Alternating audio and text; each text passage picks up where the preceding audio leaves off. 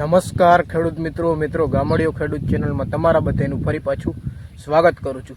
તો મિત્રો આજે આપણે તમને ઘઉં બતાવશું કે કેટલા દિવસના ઘઉં થયા છે અને કેવડા ઘઉં થયા છે અને એની માવજત શું કરી છે એ પણ તમને કહેશું।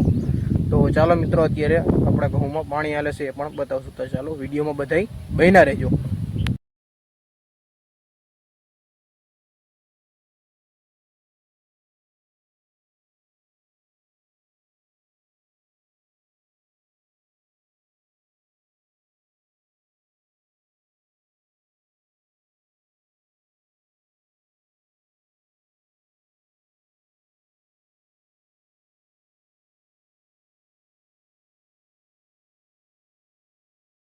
તો જોઈ લીધા ખેડૂત મિત્રો તમે ઘઉં કેવા છે અને મિત્રો ઘઉંમાં પાણી હાલે છે એ પણ તમને બતાવી દીધું છે।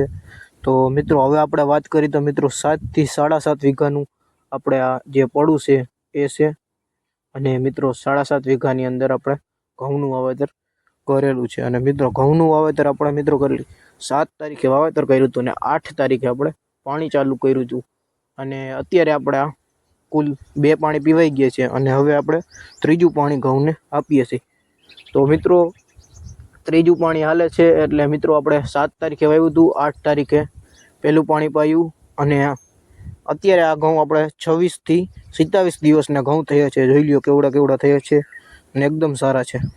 અને ખેડૂત મિત્રો હવે વાત કરીએ તો મિત્રો આ આપણે પાટલી ઘઉં વાવ્યા છે અને મિત્રો હેમાર ઘઉં આવે છે એ પણ તમે વાવી શકો છો। પણ મિત્રો જો પાટલીના ઘઉં વાવીને તો આપણે એમાં હાયરું હોય છે અને વચમાં સરખાઈથી યુરિયા બુરિયા આપણે નાખવું હોય તો આરામથી નખાઈ શકાય છે અને હાલવાની પણ મજા આવે। પણ મિત્રો જે હેમાર વાવ્યો હોય ઘઉં એમાં તમને સરખાઈથી હાલવાની પણ ના મજા આવે અને યુરિયા નાખવાની પણ મજા ના આવે સરખાઈથી। અને મિત્રો આ આપણે જે પાટલીના ઘઉં વાવી છે એમાં આપણે આરામથી હાલી શકીએ અને યુરિયા પણ આરામથી નાખી શકીએ છીએ સહેલાઈથી।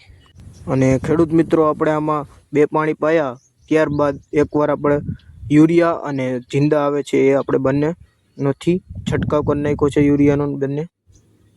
અને ખેડૂત મિત્રો 25 દિવસના ઘઉં થાય છે ત્યારબાદ આપણે યુરિયાનો છંટકાવ કરવો પડે છે। તો મિત્રો એ આપણે કરી દીધો છે અને ત્યારબાદ પાણીને મૂક્યું છે। અને મિત્રો લોકવન ઘઉં વાવ્યા છે કે ટુકડા ઘઉં વાવ્યા એ પણ કોમેન્ટ કરી નાખજો। મિત્રો આપણે જે વાવ્યા છે એ લોકવન છે સુપર ક્વોલિટીના। તો મિત્રો તમને વિડીયો સારો લાગ્યો હોય તો વિડીયોને લાઇક કરી નાખજો અને જો ચેનલમાં તમે નવા હોય તો ચેનલને સબસ્ક્રાઈબ કરતા જજો। મળીશું આપણા નવા વિડીયોમાં, ત્યાં સુધી જય જવાન જય કિસાન, ભારત માતા કી જય।